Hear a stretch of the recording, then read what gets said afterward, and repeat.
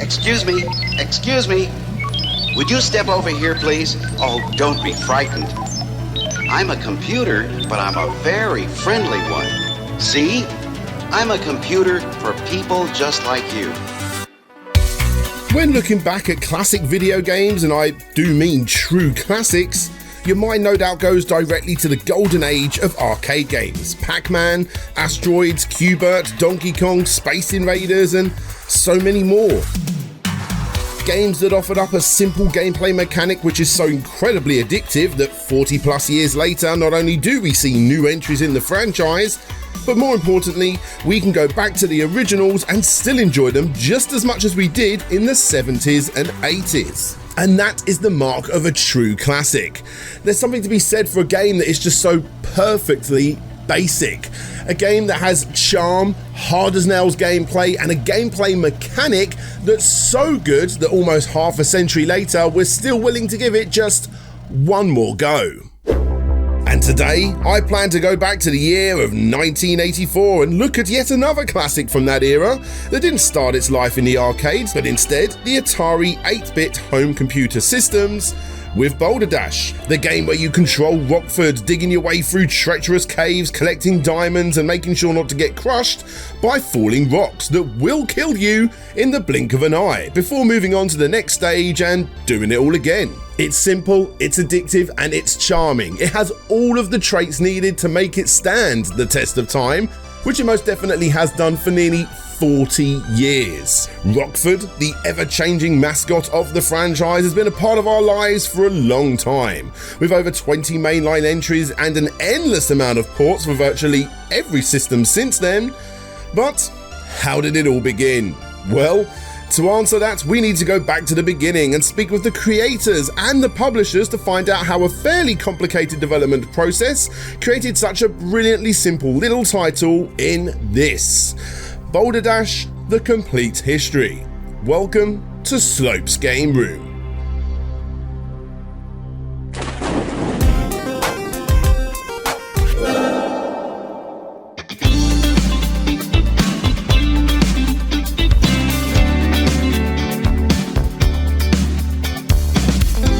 Our story starts back in the early 80s, as usually is the case, with a young lad playing on an Atari 2600.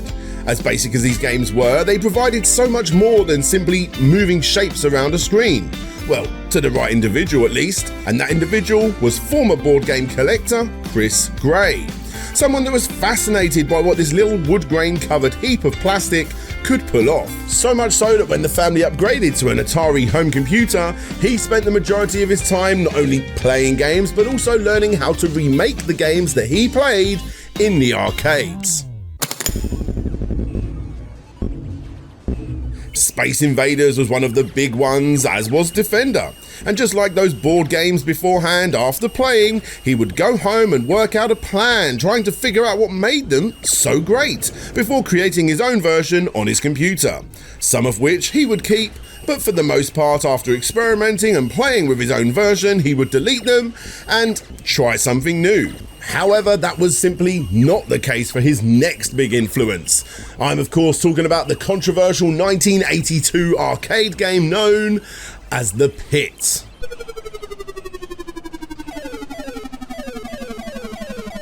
Now I say controversial because you've probably never heard of it, and at first glance you wouldn't be mistaken in thinking to yourself, this looks like a Dig Dug ripoff, because Namco and Atari thought so too.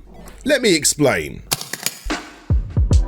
You see, back when this game was released in April of 1982, Dig Dug was released the exact same month, resulting in Atari, who had the distribution rights to Dig Dug, filing a lawsuit, which they didn't win. Because even though Dig Dug came out first in Japan, it was actually The Pit, or at least an early prototype of The Pit, that was shown off first at a trade show. They even beat Namco by registering a US copyright 3 weeks prior, and although it has never been confirmed nor denied, the counter-argument is that Namco may have just seen the early prototype at said convention and then they copied that design to make Dig Dug. But I'm not here to make wild accusations. I'll leave that up to you. Actually, you know what? let's ask Andy Walker, the designer of the pit himself. I know that we were the first to show digging games. I know, but cannot prove, that they saw it at the Coin-Op trade show at the Cunard Hotel in London. Namco would ask questions about the final conflict scene, which was unfinished, and we explained that you corner the dragon and blow it up. Then we saw the pump in Dig Dug, and I'll never believe that it was a coincidence, but I'm not bitter. So yeah, I'll let you guys come to your own conclusion on who copied who. Anyway, what were we talking about again? Ah yes, Chris Gray. Chris Gray, that young lad of about 13 or 14 years old that was influenced by one of the earliest cave exploring games going, a genre that by this point was blowing up, just like all popular arcade trends tend to do. And as addictive as he was to this game, Chris, just like so many other eager teenage devs, wanted to improve upon it. Primarily, the big rocks that would fall as you dig beneath them, which he kind of did by making them roll around and shake and act more like rocks rolling off each other to the best of his Atari programming basic abilities, which resulted in this, his first proof of concept known simply as Pitfall. Pitfall?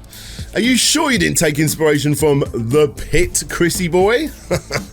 Regardless, creating his game in BASIC, Chris was able to basically get it down and show it off to the owners of Electronic Playworld, a chain of stores in Toronto that he would often visit that sold Atari games. And those owners did see potential in his early Pit-inspired work. At this point, the game was still in BASIC and was, well, it was very basic. The owners knew they had something here with Pitfall, but also understood that it needed something more before it would become a fully fledged product. And this is where Peter Liepa got involved. You see, thankfully for Chris, Electronic Playworld also had their own publishing side project called In-Home Games, and they would publish their own games for the Atari 400 and 800 systems. In fact, before the days of Pitfall turning into Boulder Dash, young Chris would often make music or sound effects for some of these projects put out by the company, and he did this after discovering that a lot of the sounds used in the movie Tron were created using an Atari 800. However, when it comes down to Pitfall, no further progression was taking place. Fortunately, the company had a whole heap of developers that they had worked with in the past and plenty more that wanted to work for them. And one of those individuals was Peter Liepa. Now Peter, although twice the age of Chris when the Pitfall collaboration started, was someone who originally didn't have much interest in gaming from the get-go. In fact, in his earliest days, gaming wasn't really a thing, besides the odd Pong clone of the first generation. Nope, Peter was someone that was far more interested in science, and even more so, maths. That was until secondary school, or middle school if you will, when on a school trip to a science lab, he was shown the computer section on a tour and instantly became obsessed with programming, which resulted in him learning how to do so on an elementary level within only a few days. One of the first programs he created was a simple math solving problem that helped him get past a few hurdles he was having in that field. But the long and short of it is that computer programming had got a hold of him. He was obsessed, constantly reading magazines such as Byte to help him along his way. On top of this, he ended up taking several computer courses to better understand what he was doing, and he even quit his physics course at university to further study maths and in turn computer programming too. Eventually, that world of Pong machines started to become a lot more commonplace, and Peter remembers one of his first true gaming experiences being a text adventure game such as Colossal Cave Adventure, among many other more obvious 70s arcade games and home computer titles that his friends would introduce to him. As he became more interested in playing these titles, it wasn't long before he thought to himself, you know what, I could probably make one of these games myself. His computer timeline eventually moved from the TRS-80, and then of course as we made our way into the 80s with systems like the Atari 2600 and 5200, and eventually the Atari home computers soon followed suit too. Finally, Peter had got himself a system where he could do that exact thing. However, not one to waste his time, this video game programming path led him to in-home software too. With so many different types of games that he could make, he wanted to ask them what kind of game they were looking for, and then to ask them if he could develop it for them. To which they replied, "You know what? We've got this guy Chris Gray who's made a start on this rock falling demo game. Why not take this concept and convert it to machine language so it can run on a cartridge?" Or something like that. The absolute textbook definition of the right place and the right time. From this simple concept, Peter got to work converting the game using Forth, a stack-orientated programming language due to its speed and, more importantly, because it used less memory than BASIC. With that said, very early on, he quickly realised that the Pitfall game wasn't all that fun to play. Not in its current state at least, and more importantly, it was just too slow to other hugely popular games that were by now making their way around the arcades due to Dig Dug's success. This resulted in Peter stripping the game down to its absolute bare essentials, keeping the idea but changing up the dirt for rocks and even the avatars into simple shapes, better known in mathematics as a cellular automaton. A digital canvas, if you will, that let Peter experiment with rock falling animations to see how they would all interact with each other. And before you know it, this test field had become a bit of an addiction for the budding game developer. Without a doubt, his addiction to science and maths had gone full circle with the creation of this game. Because of this, Peter was able to turn a rather bare bones experience and something he wasn't too fond of into something that, well, he did enjoy playing, and if he did, others are likely going to be enjoying it too. Now, it is worth pointing out at this stage that the working relationship between Chris and Peter wasn't exactly on top form. Ever since the original Pit-inspired demo was handed over, Chris had contributed very little that Peter could use for the project. In fact, when I spoke to Chris, he remembers going to see Peter to work on this game, but then getting distracted by his game collection, wanting to play on something else, which of course wound Peter up and then some. As time moved on, the conversion to machine language that the two had agreed upon had moved to Peter completely reworking the game from the get-go. And because of this, Peter felt that the original agreement had to be reworked. Plenty of forth happened between the two, and Chris's dad, who was a lawyer, got involved. The parties reluctantly agreed that Peter would own and control the property and that Chris would get a title screen credit and a share of the revenues. Put it down to the age difference, the physical distance between the two, or more than likely, the vastly different levels of experience when it comes down to programming. Whatever the case, the two would eventually cut ties, and the game would continue on with Peter, who had taken the development on completely by himself moving forward.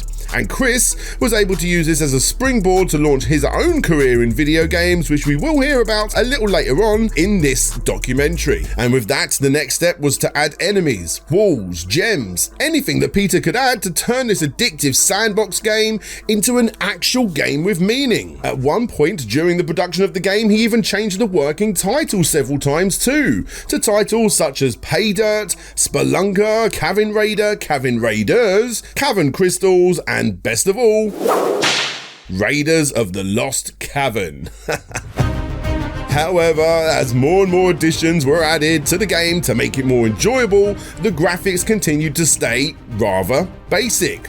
Because of this, In-Home gave one very important piece of feedback. Diamond Dan, yes, this was the working name of the main character, was simply not attractive enough to stand out in an overly busy home computer crowd. Every single square in the game's playing field, that includes the main guy himself, the dirt, the rocks, everything was created in an 8x8 pixel box. Now, I don't know about you, but creating an exciting and intriguing character within these tight restrictions is virtually impossible. According to Peter himself, the main character for this time was very similar to one of the hostages found in Shoplifter.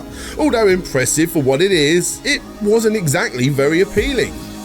Taking this feedback on board, Peter went back to fix this issue, and he did that exact thing by doubling everything in the playing field from 8x8 to 16x16. This gave each sprite a more distinct look and feel, especially the main character himself, who had garnered himself a personality by tapping his feet and blinking his eyes, which in turn really did give the game a unique identity with a lot of charm, especially considering you would need to stop quite frequently to plan your next move.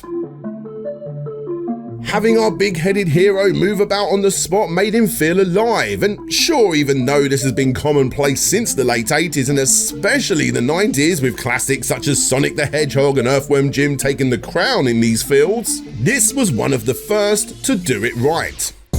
A few other minor yet incredibly important additions were added during this time, including the name change to Boulder Dash, not to be confused with Boulder Dash, the dictionary party game that came out the exact same year, or the British slang for a load of utter crap. Oh, Boulder Dash. Which of course this game was not. Now, Peter had been working day and night trying to fix up this game ready for its final release. Sadly, however, for him, in-home software were just simply not interested anymore. The communication between the two had dwindled down to virtually nothing. It's fair to say that they hadn't exactly won over the masses with their earlier releases, and the last games that the company put out were Hard Hat Willy and Captain Beeble in 1983. Super impressive games for the time, especially Captain Beeble, however not exactly contenders for Game of the Year. Because of this, Peter started sending the game to other publishers, and one of the first to get the game was First Star Software Incorporated, due to their success with their game Astro Chase impressing him, and because they didn't live a million miles away compared to other more established publishers like EA. And when First Star instantly got a hold of Boulder Dash, they knew they had something special. Now, First Star Software was a company founded by several individuals, including Peter Jablon, Billy Blake, Richard M. Spotani, and the earlier days face of the company, Fernando Herrera. Now, for those interested, Fernando was the manager of a computer retail store that Billy had invested in, but when he had a child named Stevie, who was unfortunately born with cataracts, a condition that can eventually lead to blindness in some instances, he decided to go the extra mile to help his young lad on the road to recovery. After Stevie had surgery at the age of 2 years old to combat his cataracts, Fernando created a simple Atari program that would help keep his eyes active in order to help with the healing process. This program basically worked as a sort of optician's eye chart, and then would eventually be upgraded into My First Alphabet, a program so incredibly well received that it won him the first ever Atari Star Award in a competition held by Atari, netting him $25,000.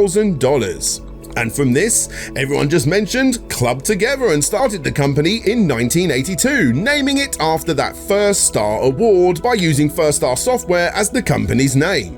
Again, with Fernando being the face of the company. A couple of games came and went throughout the earlier years of First Star's life, again with Astro Chase being one of the bigger ones, but it wasn't until Boulder Dash landed on their doormats that things really did start to heat up for the company. It was Richard who was the first to open up that package. He loaded up the game on his Atari home computer and expected to give it the standard 5-minute look over before rushing out the door for a meeting.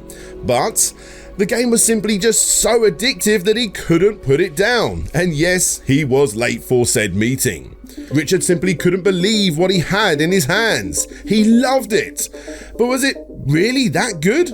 As it turns out, the very next day, Arnie Katz and Bill Kunkel, the editors of Electronic Games magazine, who he had become friends with after several wonderful reviews of Astro Chase, were visiting First Star Software. What do you think of this? Am I right? Even though it's not pretty, isn't it amazing? To which they replied, "This is a smash. This is going to be huge." And with that, First Star very, very quickly, before anybody else could, purchased the rights to Boulder Dash on October 28th, 1983. Very little was added after this point, besides the in-between levels, the non-scrolling intermissions, the name Rockford himself, and you got a few alternating colour palettes to enhance the game's visual appeal. which brings us to early 1984, when Boulder Dash was finally released to critical acclaim by First Star Software. Now, for anybody out there that's got this far into the documentary, my guess is you already know exactly what Boulder Dash is. But just in case you don't, you control Rockford, given that name due to his oversized head by the publisher, and similar to the pit game before it, your job is to get a certain number of gems before the screen flashes, which signals that a door has now opened up to exit the stage. Of course, it's the simplicity of the game that takes it to the next level, because as you dig your way around the stage, or cave if you will, you need to be mindful of not only the boulders above, but several enemies too. This mixes up the game, especially in later levels, and turns it into a sort of hybrid between a typical maze-like digging game and, surprisingly, a brick-falling puzzle game like Tetris 2. How do you plan to get through this small section? How are you going to take out the bad guys once you've unleashed them? And how will you do all of this without trapping yourself, the collectibles, or the path ahead? For fans of old computer systems at the time, very rarely did a game this addictive find its way into homes like this. And although we do have First Star to thank for pushing out that original game on the Atari 8-bits, in June of that same year, the Boulder Dash IP was licensed out to Microfun for $1.3 million, thanks to First Star's licensing agent, Barry Friedman. Sadly, as fate would have it, Microfun defaulted after making the large initial royalty advance, which resulted in all rights reverting back to First Star Software, who have since gone on to publish or co-publish every single game in the series to date. Barry's company, the International Computer Group, whose first client was Sierra Online, and not long after Big 5 Software, was the company responsible for getting games such as Miner 2049er published onto a staggering number of different platforms. The International Computer Group, or ICG for short, also represented Scott Ross, who, from 1980 to 1984, did about 90% of the cover art for the industry's top 20 publishers.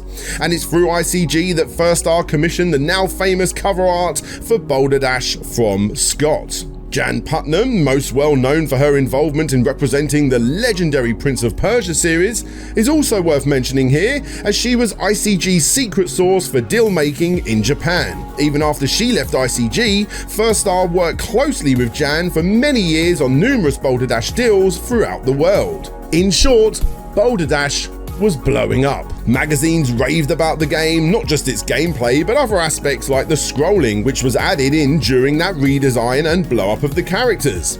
This was added because when you essentially zoom in to see much bigger characters on the screen, you lose sight of the vast majority of the playing field. Smooth scrolling on the Atari home computers may not have been commonplace for the time, but it was a necessary addition to get a game like this to play as well as it does.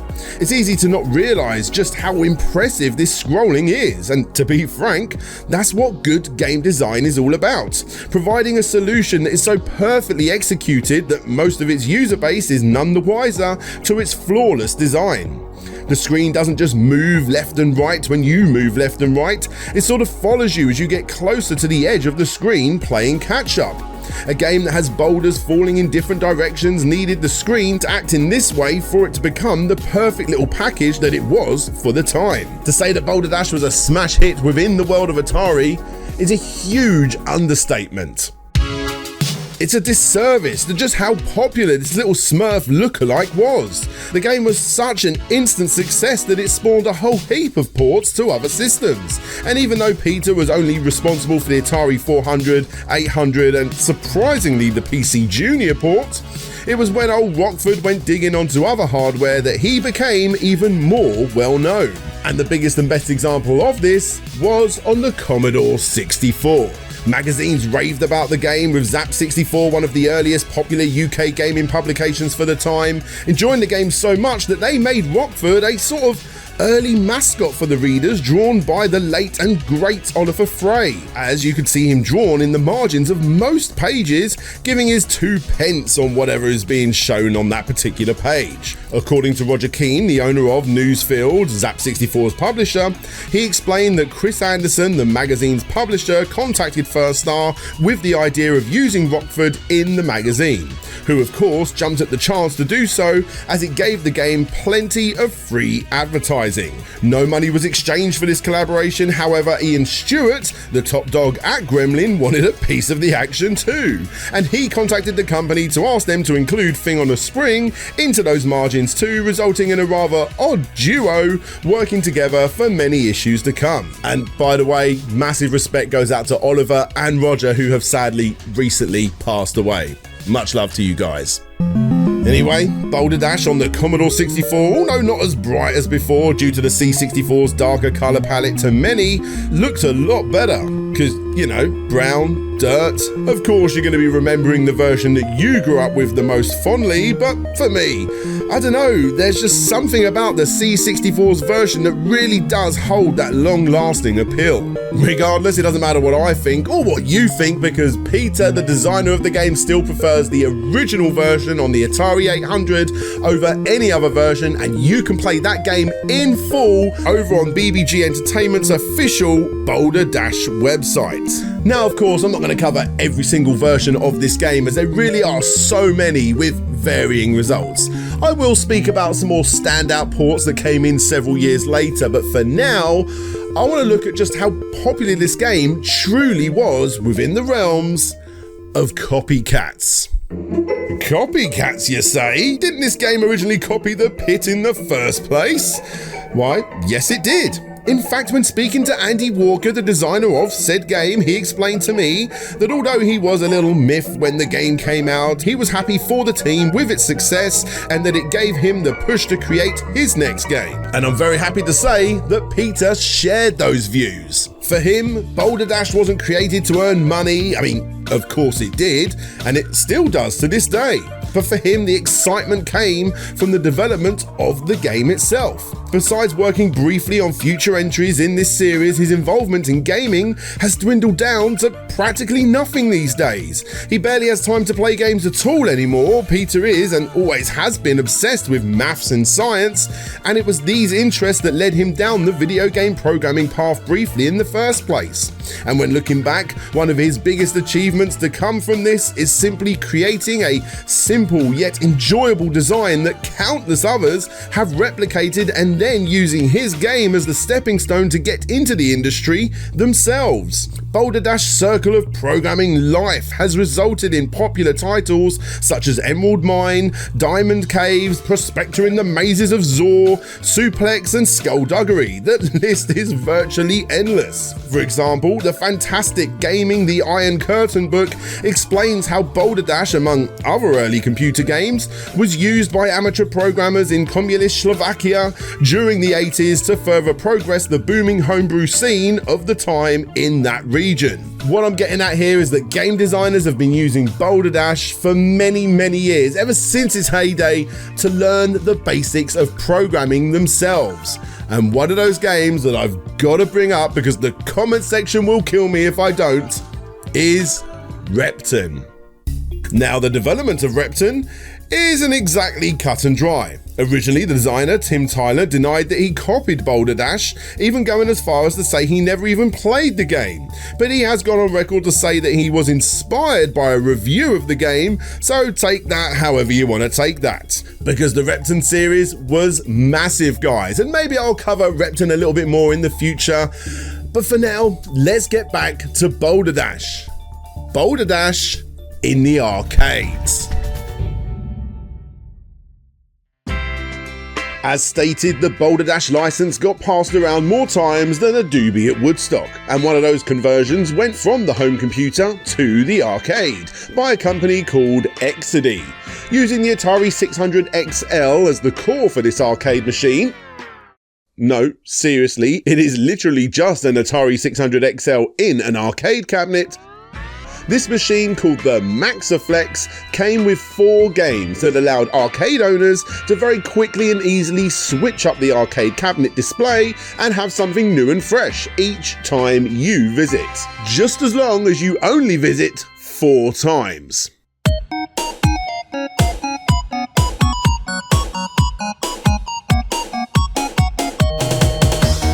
Bristles, Flip and Flop, Astro Chase, and of course Boulder Dash, all owned by First Star, were all part of that original roster. And by all accounts, it was Boulder Dash that was the most popular of the four for arcade goers. A timer would count down, and when it reached 0, the controls would simply just stop working, resulting in you either scrambling around to chuck more money in or letting little Rockford die and allowing someone else to play from scratch. And quick side note here, guys. As these arcade machines quite literally had an Atari 600 XL inside them, arcade owners could go out, get themselves an Atari 600 compatible game, and get themselves an exclusive, unique arcade machine for their arcade. Of course, XD didn't want them to actually do this, but you just know it happened. And it's probably why the company never released any future updates for this cabinet. Moving on, we have yet another port of this game in the arcades. However, this time it was picked up by Data East and released on their Deco cassette system. The first interchangeable arcade system, don't you know? This machine had already been available since 1981 and had proven pretty popular, especially in Japan, giving old Rockford a much needed injection into that market, as well as one of his more popular early redesigns. This brings us to Boulder Dash 2, Rockford's Revenge, as it was known on the Commodore 64, Champion Boulder Dash over in Japan, Rockford's Riot on the MSX, and a mini compilation of sorts on both the original games put out by EA called Super Boulder Dash. Once again created by Peter himself and done so very quickly, I might add, Boulder Dash 2 is essentially more of the same. The hard work was done by this point, and all Peter really needed to do was create more advanced and interesting looking caves. A few little extras were added too, including expanding walls and slime, but for the most part it's just extra levels, some of which are utterly insane. And for the hardcore Boulder Dash fan, it was exactly what it needed to be. Boulder Dash 3, on the other hand, was not. As stated, Peter had moved on by this point, and First Star, who were constantly finding themselves pushed into a corner, surrounded by an endless stream of Boulder Dash clones, decided to fight back. These guys over in Europe had developed a clone, and we thought that we could either shut them down or say, look, we need you to pay us a royalty. Which is what we did, and the game was so bad it almost killed the franchise. I'm not going to spend too long with this one, guys. It's fine. It's not terrible, but far from the level of quality you would expect after playing number 2. Boulder Dash 3 simply felt a little bland by comparison. Still, for the hardcore Rockford fan, you can definitely get enjoyment out of this, as long as you don't mind fiendishly difficult BD levels. Thankfully, the real progression for the series came in next, when, after several conversations as to whether they should do this, they did. They released Boulder Dash construction kits between 1986 and 1987, depending on the platform. Yep, it only took 2 years before First Star did what Nintendo waited 30 years to do with Mario Maker. What Nintendo? Now, instead of ripping off this formula, which of course people were doing unofficially, you can now rip it off officially. But on top of that, you had yet more caves to explore too, with varying levels of difficulty. The editor found in this game, surprisingly, was quite easy to use for such an early build-your-own game.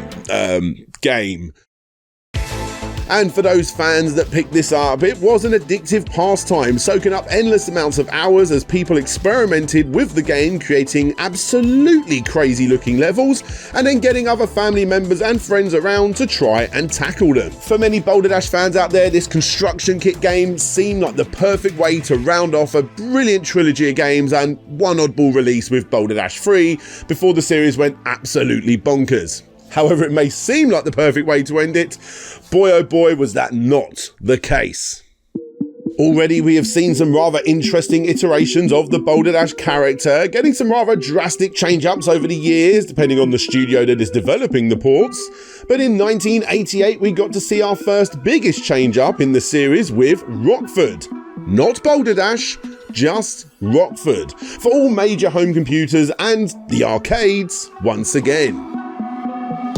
Created by Mastertronic as part of their Arcadia side of the business, similar to before, the idea here was to make a cheap-to-produce arcade cabinet with a similar chipset to that of the Commodore Amiga. And the end result was, sadly, a massive failure for the company. So much so that it nearly bankrupted the company.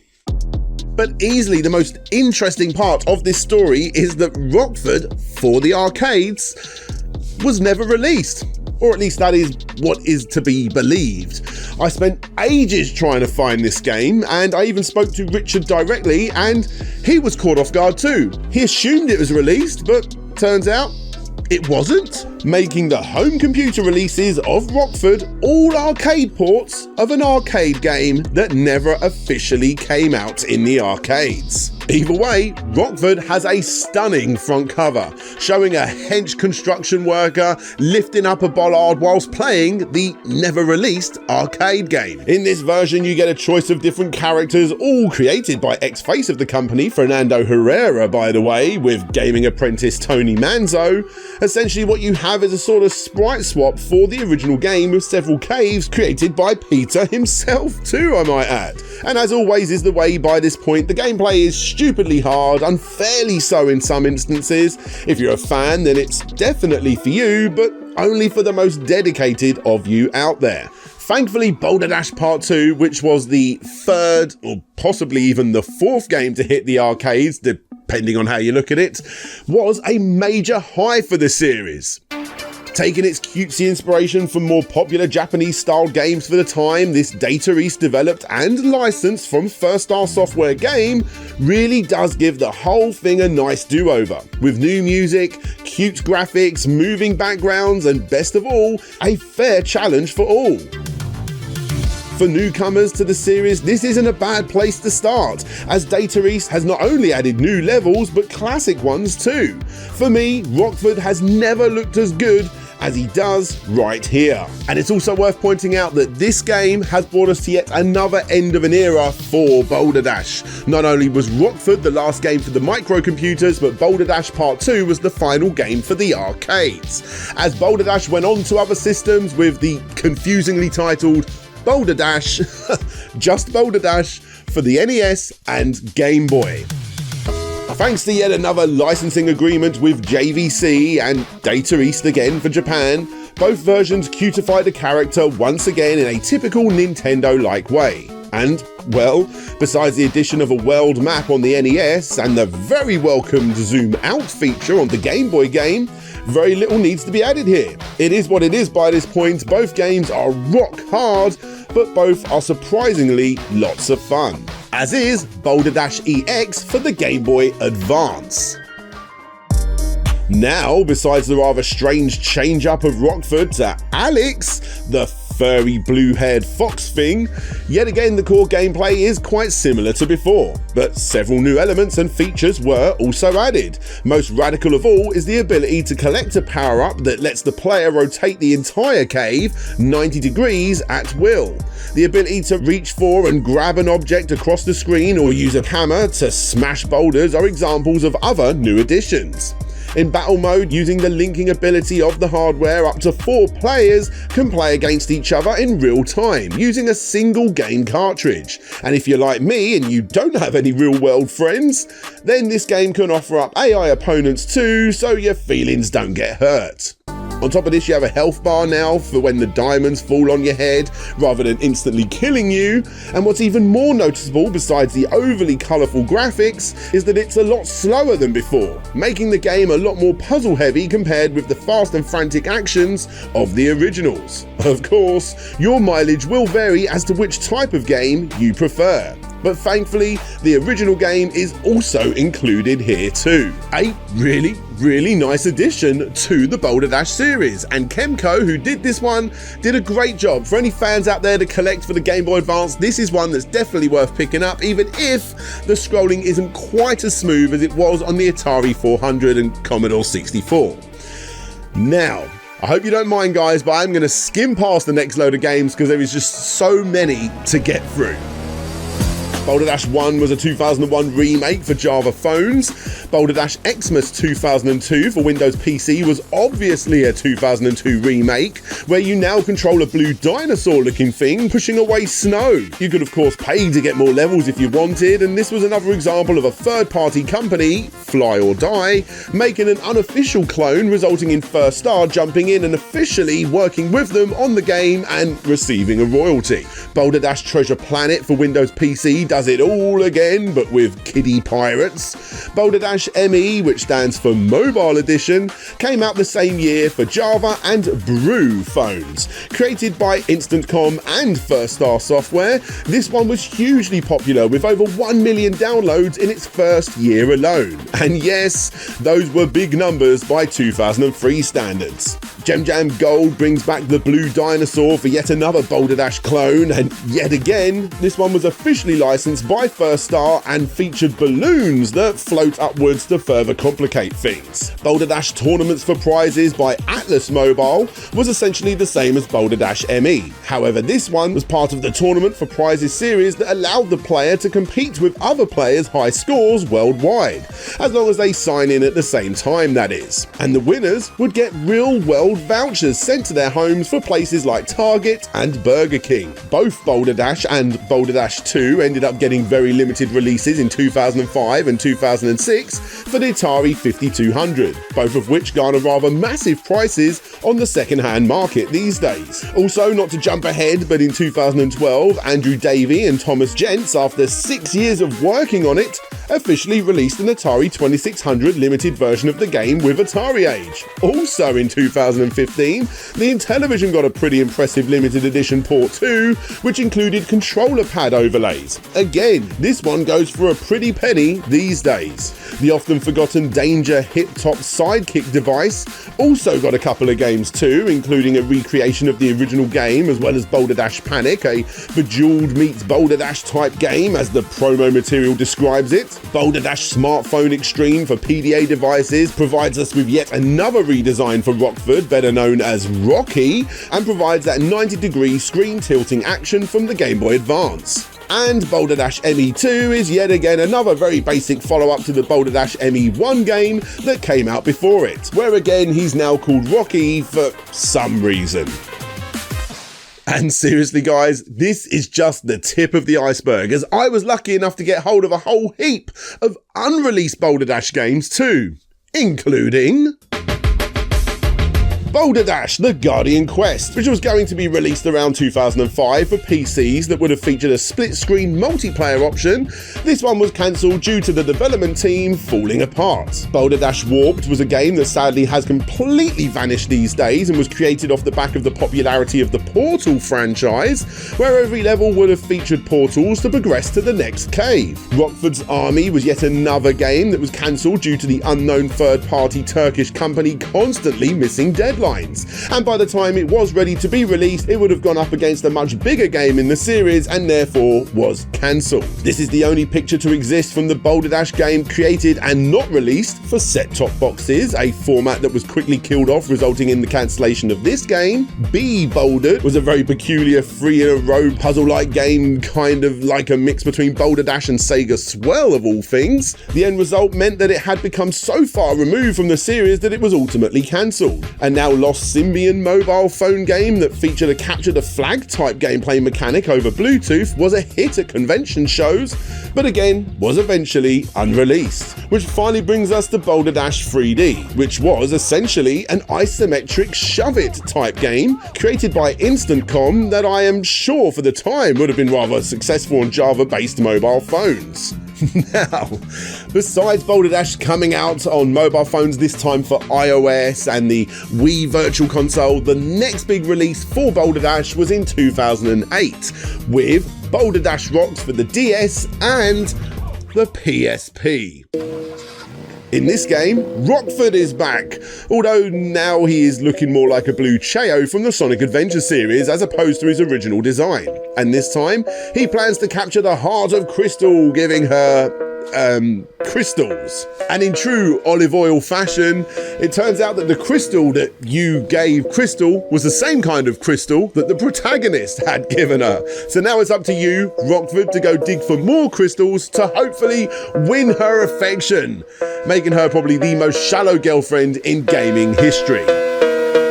Now I ain't saying she a gold digger, but she ain't messing with no broke. This is an obvious result of forcing the story onto an incredibly simplistic video game mechanic. Thankfully, the gameplay itself is fully intact. Sure, it adds a few new things like the gun, which can be polarizing to some, as well as dynamite, which can be polarizing to some, and of course the graphics, which again can be polarizing to some. But don't let that put you off. What looks like a stupidly easy, budget, kiddie-like title is actually still a stupidly addictive little game. As once again, whilst recording gameplay for this retrospective, I became instantly hooked into the puzzle elements. Sure, it's more of a newer age Boulder Dash game, and it's more about the puzzle side of the gameplay as opposed to the fast and frantic nature of the originals, but there is no getting away from the fact that this game is still fun.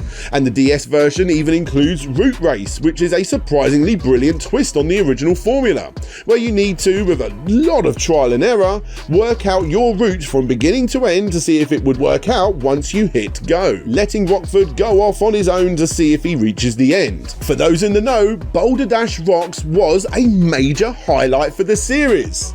Sadly, the same cannot be said for the PSP release.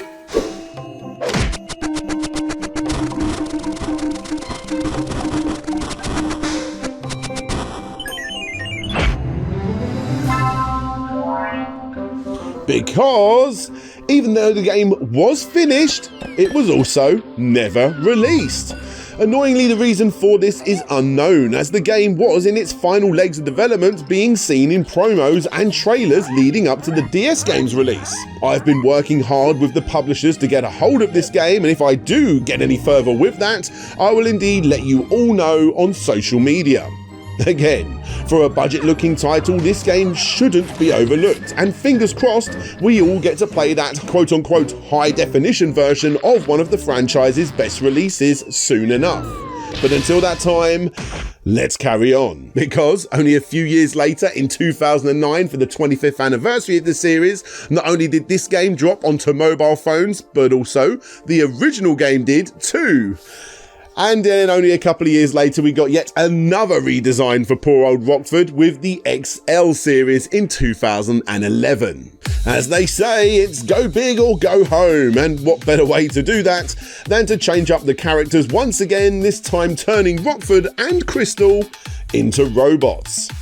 Yet both Rockford and Crystal have had yet another drastic makeover, and although I am a retro nut at heart, I can't deny that the heavy clunks of the boulders, mixed with the metallic look of the playfield surrounded by the constant explosions that surround you when you fail, all lend itself perfectly to this new mechanical world.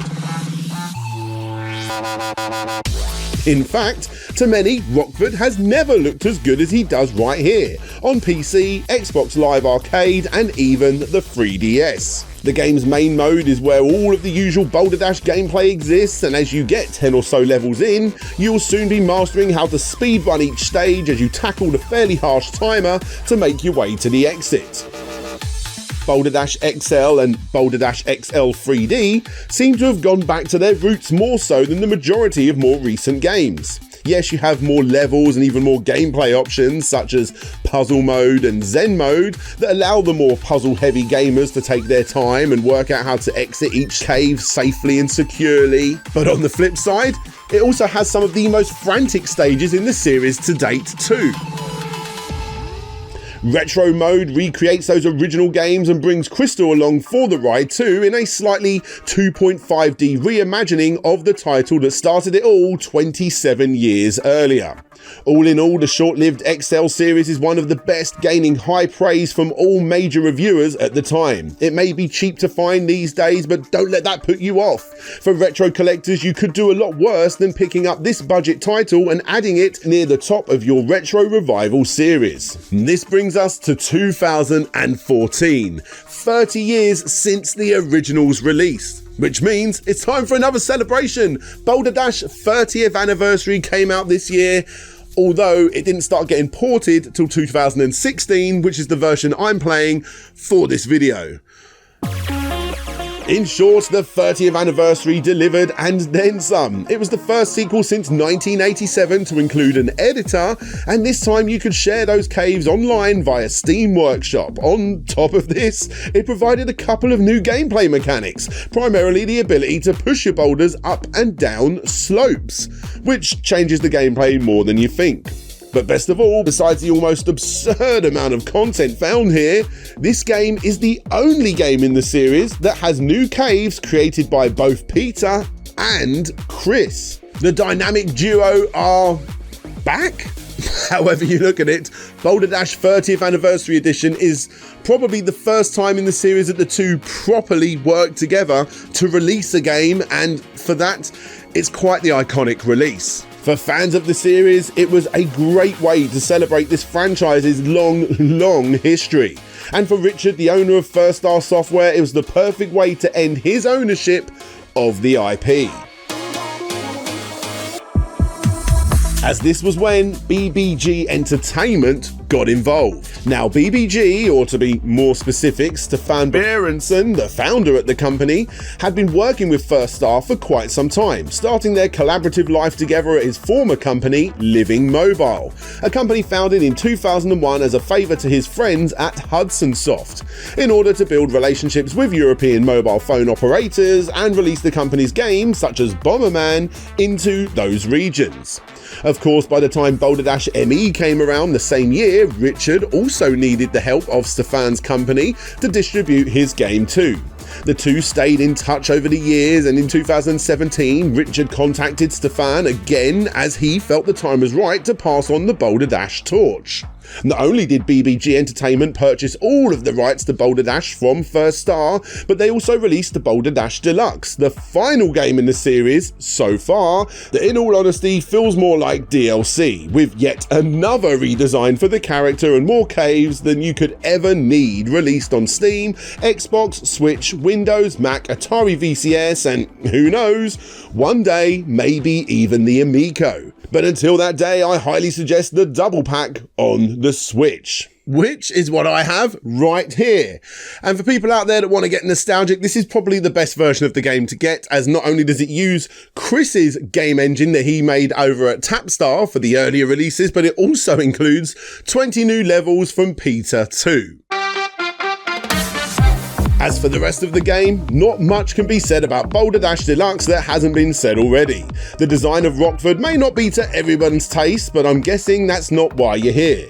The amount of content available on this one cartridge is absolutely staggering. If you like Boulder Dash, then this is probably the best version that you can possibly get.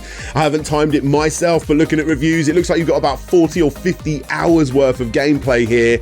And if you're this far into a Boulder Dash complete history video, then I'm guessing that that's nothing but a good thing. Unsurprisingly, it's Boulder Dash again.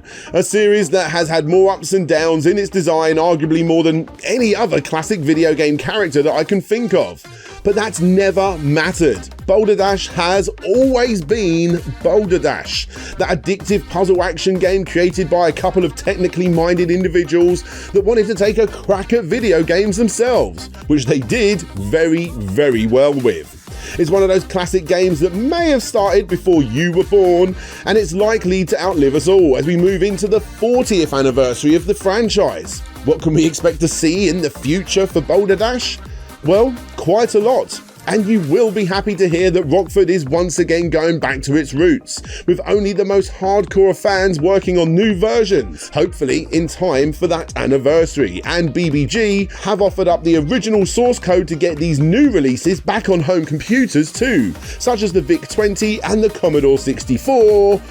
Watch this space. And if you want to see something truly amazing, not only can you pick up that previously talked about Atari 2600 version over on Atari Age, but coming soon, Andrew Davey, the person responsible for that port, is working on a new game within the world of Boulder Dash for the same system that Atari 2600 owners will have never experienced before.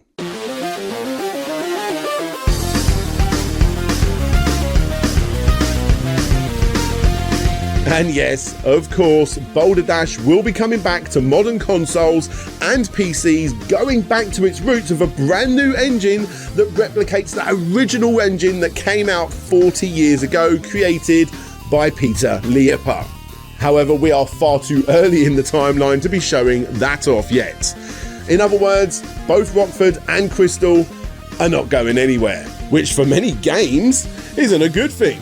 However, when the gameplay is simply this good, who are we to stop them? Here's to plenty more releases from BBG Entertainment in the near and distant future, which of course you can keep up to date with on the Boulder Dash website. And of course, you can go back to the beginning of this whole franchise by playing that original title there too.